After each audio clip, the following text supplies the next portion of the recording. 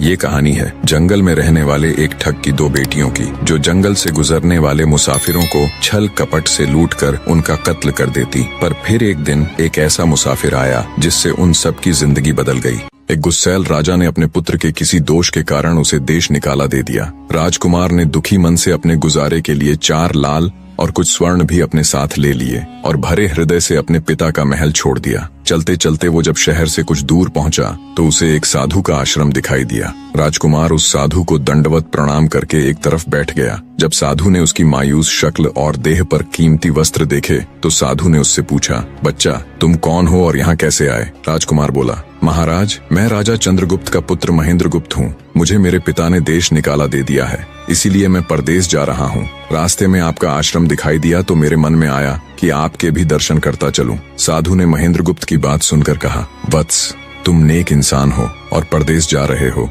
इसलिए मैं तुम्हें 4 बातें बताता हूँ। तुम उन बातों पर अमल करना। परदेश में ये बातें तुम्हारे अवश्य ही काम आएंगी। पहली यह कि परदेश में एक से भले 2 होते हैं। दूसरी यह कि परदेश में दूसरे के हाथ का बना खाना मत खाना। अगर खाना भी पड़े तो पहले किसी जानवर को खिला देना। तीसरी बात यह कि परदेश में किसी दूसरे की बिछाई हुई चारपाई पर मत सोना। अगर सोना भी हो तो पहले बिस्तर को अच्छी तरह झाड़ लेना। चौथी बात यह कि यदि कहीं शत्रुओं के फंदे में फंस जाओ तो जहाँ तक हो सके नरमी और ज्ञान की बातें सुनाकर अपना उद्देश्य प्राप्त करना। साधु ने कहा, मेरी ये 4 बातें हमेशा याद रखना। साधु की बातें सुन साधु को प्रणाम कर राजकुमार परदेश चल पड़ा। जब चलते चलते बहुत दिन बीत गए तो वह एक जंगल में पहुंचा। वहां उसने देखा कि एक चील एक कछुए के बच्चे को लेकर उड़ी जा रही है। संयोगवश बच्चा उस चील के पंजे से निकलकर गिर गया। महेंद्रगुप्त ने कछुए के तड़पते हुए बच्चे को देखा तो उसे बड़ी दया आई। उसने मन में सोचा कि इस बच्चे को पालना चाहिए। इस बच्चे को पालने से 2 बातें होंगी। पहली तो यह कि इस बच्चे के प्राण बच जाएंगे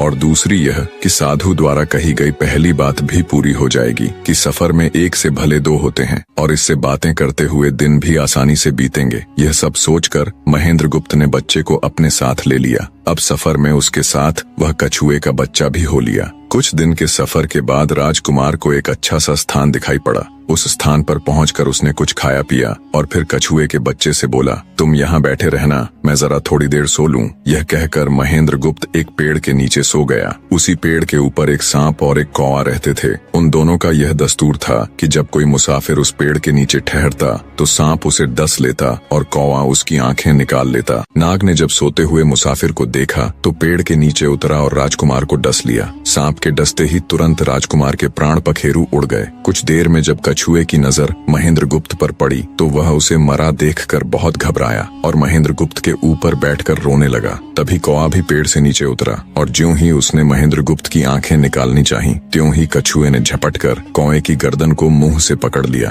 कौवे ने बहुत जोर लगाया मगर कछुए ने उसे नहीं छोड़ा। तब कौवे ने सांप को पुकारा। कौवे की आवाज सुनकर सांप आ गया। उसने बड़े जोर से कछुए की पीठ पर डंक मारा, परंतु कछुए ने अपना मुंह भीतर कर लिया। सांप ने कई बार कछुए की पीठ पर डंक मारा, किंतु हर बार कछुआ अपना मुंह अंदर कर लेता। जब सांप का कछुए पर बस नहीं चला तो उसने कछुए से प्रार्थना की कि तुम मेरे मित्र को छोड़ दो। यह सुनकर कछुआ बोला, नहीं, तूने मेरे मित्र को डसा है, अब मैं भी तेरे मित्र की जान लूंगा। तू मेरे मित्र को छोड़ दे तो मैं तेरे मित्र को जीवित कर दूंगा। यह कहकर सांप ने काटी हुई जगह पर मुंह रखकर महेंद्रगुप्त के शरीर से विष खींच लिया और बोला, अब तो मेरे मित्र को छोड़ दे। कछुए ने जब राजकुमार को देखा कि उसे थोड़ा होश आ रहा है और उसका जहर उतर रहा है तो उसने कौवे को छोड़ दिया। जब महेंद्रगुप्त को होश आया तब कछुए ने उसे सांप के डसने का सारा हाल सुनाया। कछुए की बात सुनकर तुरंत महेंद्रगुप्त के मन में साधु की बताई पहली बात खटकी। सोचा, साधु की एक बात तो काम आई कि एक से भले 2 होते हैं। मन ही मन उसने साधु को धन्यवाद दिया और आगे बढ़ चला। चलते चलते कुछ दिनों के बाद जब वे समुद्र के किनारे जा पहुंचे तब कछुए के बच्चे ने कहा, मित्र, मेरा देश आ गया है। यदि तुम कहो तो मैं अपने माता पिता से मिलाऊं। उनसे बिछड़े बहुत दिन हो गए हैं, वे बहुत दुखी होंगे। महेंद्रगुप्त ने उसे जाने की आज्ञा दे दी और स्वयं रात को वहीं समुद्र के किनारे उस जंगल में ठहर गया। जिस जंगल में राजकुमार ठहरा हुआ था उसी जंगल में वहां से कुछ दूर ही एक ठग का परिवार रहता था। ठग के 2 लड़कियां और 4 बेटे थे। उसकी बड़ी बेटी ज्योतिष विद्या जानती थी। जब भी कोई राहगीर, कोई यात्री उस जंगल से गुजरता और उसके पास कुछ कीमती होता तो ठग की बड़ी बेटी अपनी विद्या से जान जान लेती थी। आज फिर से उसे बहुत दिनों बाद बहुत से खजाने की महक आई। उसने अपने पिता से कहा, ऐसा प्रतीत होता है कि इस जंगल में एक पथिक आया हुआ है। उस पथिक के पास 4 लाल हैं। यदि तुम लोग उस पथिक को यहाँ ले आओ तो उससे लाल लेना मेरा काम है। यदि वे लाल हमको मिल जाएं तो हम जन्म भर के लिए निहाल हो जाएंगे, परंतु उस पथिक को मारना मत, उसे जीवित ही पकड़ लाओ। ठग अपने बेटों के साथ तुरंत उसकी तलाश में निकल पड़ा। वे थोड़ी ही दूर चले होंगे कि उन्होंने देखा एक आदमी एक पेड़ के नीचे सो रहा है। उसे देखकर उन्होंने सोचा कि यह वही पथिक हो सकता है जिसके पास लाल हैं। वे उसे पकड़कर ले गए और अपनी बड़ी बेटी के हवाले करके बोले, इससे लाल निकलवाना अब तेरा काम है। ठग की बड़ी बेटी ने पूरे आश्वासन के साथ कहा, तुम लोग चिंता मत करो, मैं इससे लाल निकलवा लूंगी। ठग की छोटी बेटी ने जब महेंद्रगुप्त को देखा तो वह दिलोजान से उस पर मोहित हो गई। पहली ही नजर में वो अपना दिल उस नौजवान राजकुमार को दे बैठी। भाइयों के डर से कुछ कह तो न सकी, लेकिन मन ही मन उसको बचाने की युक्ति सोचने लगी। कुछ देर बाद ठग की बड़ी बेटी ने खाना बनाया और उसमें जहर मिला दिया। वही खाना उसने महेंद्रगुप्त को परोस दिया। जब थाली महेंद्रगुप्त के सामने आई तो उसने खाने के लिए निवाला तोड़ जैसे ही उसे खाने को हुआ, तभी उसे साधु की कही गई दूसरी बात याद आई। उसने थाली में से थोड़ा सा भोजन निकालकर कुत्ते के सामने डाल दिया। जैसे ही उस खाने को कुत्ते ने खाया वो तुरंत मर गया। यह देखकर महेंद्रगुप्त ने भोजन नहीं किया। उसने अपने मन में सोचा कि साधु की दूसरी बात भी काम आई। अपनी इस चाल को असफल होते देखकर ठग की बड़ी बेटी को गुस्सा तो बहुत आया, पर वो अपने गुस्से को अंदर ही अंदर पी गई। उसने महेंद्रगुप्त के सोने के लिए पलंग तैयार करवाया और उससे कहा, जाओ पथिक, ऊपर के कमरे में तुम्हारे लिए पलंग तैयार करवा दिया है, अब तुम आराम करो। कई दिनों की सफर की यात्रा के कारण थका हुआ राजकुमार जब ऊपर आया तो उसे बढ़िया धुली हुई चादर पलंग पर बिछी हुई दिखाई दी। सोचा जो हुआ सो हुआ, कई दिनों के बाद चैन की नींद तो सोने को मिलेगी। वो जैसी ही पलंग पर बैठने को हुआ तो उसे साधु की तीसरी बात याद आई कि परदेश में हमेशा बिस्तर को झाड़ कर सोना। जैसे ही उसने बिस्तर को झाड़ा तो उसके होश उड़ गए। वो बिस्तर एक कच्चे सूत से तैयार किया गया था जिसके नीचे आग का कुआं था। महेंद्रगुप्त ने देखा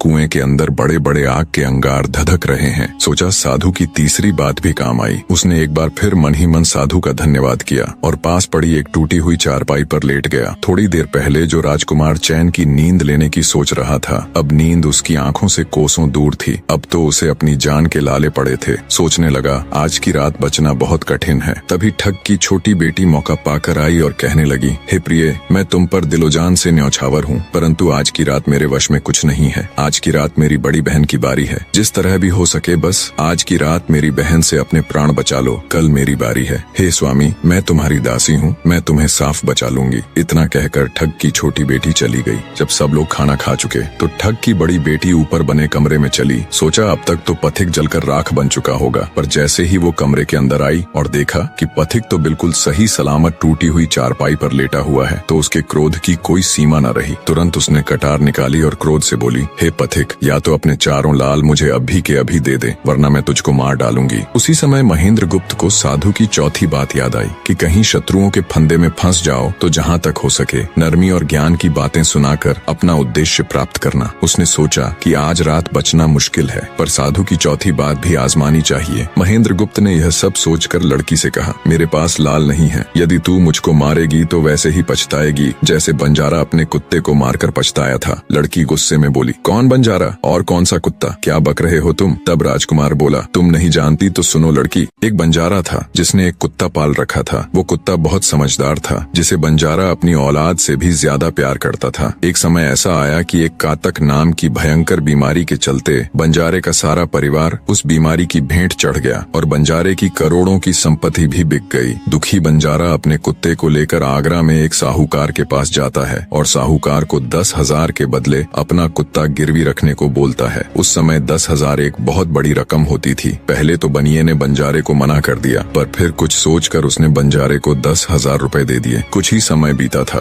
कि एक रात सेठ के घर डाकू घुस गए। बंजारे का कुत्ता सब हरकत देख रहा था। सोचा, भौंकूंगा तो परिवार के सब लोग उठ जाएंगे और ये डाकू उनका भी कत्ल कर देंगे। वो चुपचाप बस उनको देखता रहा। जब डाकू सेठ के घर चोरी किए हुए धन को लेकर चल पड़े तो कुत्ता चुपचाप उनके पीछे पीछे हो लिया। सेठ के पास इतना धन था कि डाकू उसे निकाल तो लाए, पर अब उनसे वो लेकर चला भी नहीं जा रहा था। दिन भी निकलने के करीब हो चला था। डाकुओं ने सोच विचार कर उस उस धन को एक तालाब के अंदर छिपा दिया। सोचा बाद में आराम से निकाल ले जाएंगे। कुत्ता डाकुओं की सब करामात देख चुपचाप वापस घर चला गया। सुबह हुई तो सेठ के घर कोहराम मच गया। पता चला कि चोर सारा धन निकाल ले गए। सेठ का रो रो कर बुरा हाल था। आसपास के लोग उसे दिलासा दे रहे थे। सेठ ने रोते रोते कहा, मैंने सुना था बंजारे का कुत्ता बहुत समझदार है, पर ये नमक हराम तो एक बार भौंका तक नहीं। तभी बंजारे का कुत्ता उस सेठ की धोती पकड़कर खींचने लगा। कुत्ते की हरकत देख पास खड़े एक समझदार व्यक्ति ने सेठ से कहा, सेठ जी, ये कुत्ता कुछ कहना चाहता है, हमें इसकी सुननी चाहिए। और सभी लोग कुत्ते के पीछे पीछे हो लिए। सबको लेकर कुत्ता उसी तालाब के पास पहुंच गया जहां रात को डाकुओं ने सारा धन छिपाया था,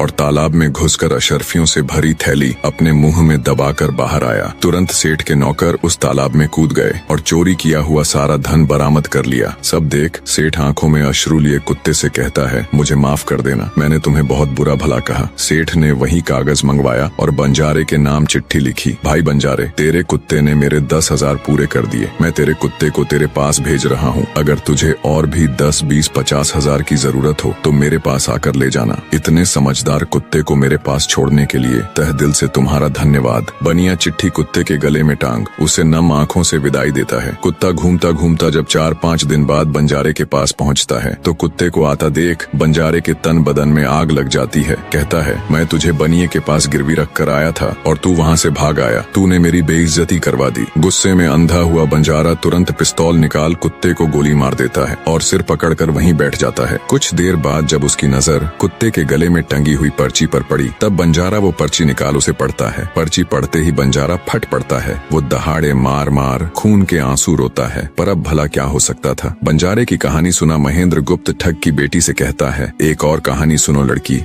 एक राजा के पास एक बहुत समझदार पढ़ाया हुआ तोता था। वह बड़ा चतुर था। एक दिन राजा तोते को अपने साथ गंगा स्नान को ले गया और उसको घाट पर बैठाकर स्वयं स्नान करने लगा। तभी तोते की नजर अमर फल पर पड़ी जो पास ही नदी में बहता हुआ आगे बढ़ा जा रहा था। वह उसको नदी से बाहर निकाल लाया और राजा के आने पर उसको वह अमर फल देता हुआ बोला, महाराज, यह अमर फल है, इसे खा लीजिए। राजा ने कहा, मैं अकेला अमर फल खाकर क्या करूँगा, अपने बाग में लगा दूंगा। जब इसमें फल लगेंगे तब सब कुटुम्बियों को खिला कर अमर कर दूंगा। गंगा स्नान से लौटकर राजा ने वह फल माली को देकर कहा, इस फल को बाग में लगा दो। थोड़े ही दिनों में पेड़ फल फूल गया, उसमें फल लगने लगे। एक दिन एक फल पककर पेड़ से गिरा तो उसे सांप ने सूंघ लिया, जिससे वह जहरीला हो गया। अनजान माली वह अमर फल लेकर राजा के पास आया। राजा फल को देखकर बहुत खुश हुआ और कुछ सोचकर वो फल पहले कुत्ते को खाने को दिया, क्योंकि राजा बड़ा नीतिवादी और विचारवान था। वह जानता था कि बिना सोचे समझे किसी भी वस्तु को खाना ठीक नहीं होता। राजा ने ज्यों ही वह फल कुत्ते को खिलाया, कुत्ता मर गया। यह देखकर राजा ने क्रोधित होकर अपने तोते से कहा, बेईमान तोते, तू हमें जहर देकर मारना चाहता था। ये कहकर राजा ने क्रोध में आकर तोते को मार डाला और माली से कहा, इस पेड़ के चारों ओर घेरा डाल दो जिससे कोई इसका फल न खा सके। एक दिन उसी शहर में एक सास बहू में भीषण लड़ाई हुई। बुढ़िया घर से निकलकर कहने लगी, आज मैं राजा के बाग में जाकर जहर वाला फल खा लूंगी। ये कहकर वह बाग में आई और जैसे ही उसने फल तोड़कर खाया तो वह 16 वर्ष की युवती बन गई। जब राजा को यह समाचार मिला तो उसे सारा माजरा समझते देर न लगी।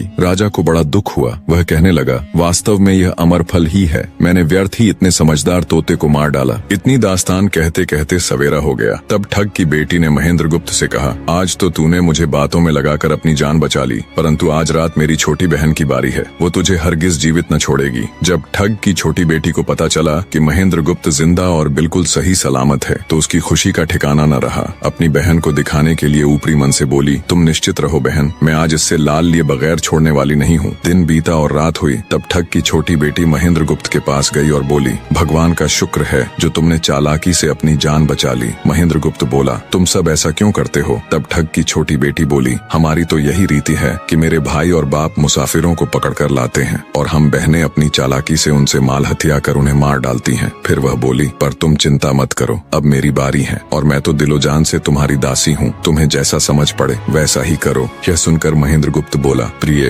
तुम भी मुझे देखते ही पसंद आ गई थी। दिल करता है कि हर पल तुम्हारे पास ही रहूं। तुम अपनी बड़ी बहन की तरह नहीं हो, तुम एक नेक दिल औरत हो, तुमसे मेरा कुछ भी छिपा हुआ नहीं है। उसकी बात सुनकर ठग की बेटी ने कहा, तुम कहते हो कि मुझसे कुछ भी छिपा नहीं है, तो फिर वे लाल कहाँ हैं? महेंद्र गुप्त ने कहा, वो चारों लाल मेरी जांघ में हैं, अगर तुम निकालना चाहो तो निकाल लो। राजकुमार की बात सुन ठग की छोटी बेटी बोली, प्यारे वो लाल तुम्हें ही मुबारक हो। मैं तो तुम्हारी दासी हूँ, तुम्हारे दर्शनों की प्यासी हूँ, मुझे तुम्हारे सिवाय और कुछ नहीं चाहिए। ये सुन महेंद्र गुप्त बोला, जो कुछ तुमने कहा है वह तो सब ठीक है, लेकिन ये प्यार और प्रेम की बातें सब धरी रह जाएंगी जब हमारे शरीर में प्राण ही नहीं रहेंगे, क्योंकि जब तुम्हारे बाप और भाइयों को इसका पता लगेगा तो हम दोनों की खैर नहीं। तब ठग की बेटी बोली, तुम चिंता मत करो, मेरे पास इसका भी उपाय है। आज रात को सबके सोने के बाद हम यहाँ से भाग चलेंगे और कहीं बहुत दूर रहेंगे जहाँ कभी मेरे भाई और बाप पहुँच न सके। महेंद्र गुप्त बोला, पर ये सब होगा कैसे? बोली, यहाँ से निकलने का एक ही उपाय है। मेरे पिता के पास 2 ऊँटनियाँ हैं, उनमें से एक तो दिन भर में 60 कोस चलती है और दूसरी दिन भर में 100 कोस चलती है। तुम उनमें से बड़ी वाली को खोल लाना, तब तक मैं हम दोनों के लिए कुछ धन बांध कर रख लूंगी। जब आधी रात हुई तब महेंद्र गुप्त ऊँटनी को खोलने चला गया। महेंद्र गुप्त ऊँटनी ले तो आया, मगर जल्दबाजी के कारण वह बड़ी के स्थान पर छोटी को ले आया। ठग की बेटी बहुत सा माल लेकर ऊँटनी पर बैठ गई और दोनों चल दिए। ऊँटनी जब चलते चलते 60 कोस पहुंची तो जंगल में रुककर खड़ी हो गई। बीच जंगल में ऊँटनी को खड़ी देखकर महेंद्र गुप्त और ठग की बेटी के होश उड़ गए। ठग की बेटी बोली, अनर्थ हो गया, तुम रात के अंधेरे में बड़ी ऊँटनी की जगह छोटी को ले आए। मेरे पिता और भाई आते ही होंगे, वो हमें नहीं छोड़ेंगे। इधर जब सवेरा हुआ तो ठग ने देखा कि उसकी बेटी और मुसाफिर दोनों गायब हैं। उसने सोचा कि निसंदेह वह बदमाश मेरी बेटी को भगा ले गया है। तबेले में जाकर देखा तो पाया कि छोटी ऊँटनी गायब है और बड़ी वहीं है। सोचा ज्यादा दूर नहीं गए होंगे और ऊँटनी पर सवार होकर उसने उसे तेजी से दौड़ा दिया। थोड़ी ही देर में जंगल में उस स्थान पर जा पहुंचा जहां महेंद्र गुप्त और उसकी बेटी ठहरे थे। महेंद्र गुप्त ने जब उसको आते देखा तो बहुत घबराया और कहने लगा, देखो तुम्हारा पिता आ रहा है, अब उससे प्राण कैसे बचेंगे? लड़की ने कहा, घबराओ मत और जो मैं कहती हूँ उसे ध्यान से सुनो। जाओ, जाकर उस पेड़ पर चढ़ जाओ। जब मेरा बाप तुम्हें पकड़ने के लिए आएगा और पेड़ पर चढ़ेगा तो मैं चुपके से बड़े वाली ऊँटनी पर चढ़कर उसको तुम्हारी डाल के नीचे खड़ा कर दूंगी। तुम कूद कर उस पर बैठ जाना, इस प्रकार हम दोनों बचकर साफ निकल जाएंगे। यह सुनकर महेंद्र गुप्त तुरंत पेड़ पर चढ़ गया। तब तक ठग भी वहां आ पहुंचा। पिता को देख उसकी बेटी ने फंड करते हुए कहा,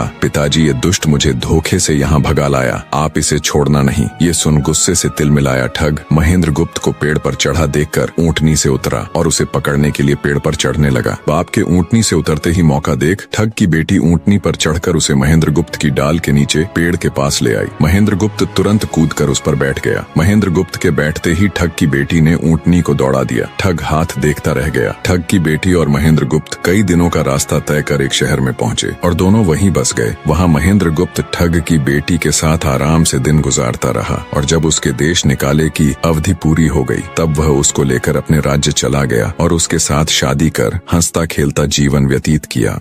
निष्कर्ष, महेंद्र गुप्त और ठग की बेटी की यह कथा हमें यह सिखाती है कि प्रेम और विश्वास का बंधन सबसे मजबूत होता है। जब बुद्धिमत्ता, धैर्य और निस्वार्थ प्रेम मिलते हैं तो असंभव को भी संभव बनाया जा सकता है। जीवन में चाहे कितनी भी कठिन परिस्थितियां क्यों न आए, सही निर्णय, संयम और परस्पर विश्वास हमें हर संकट से बाहर निकाल सकते हैं।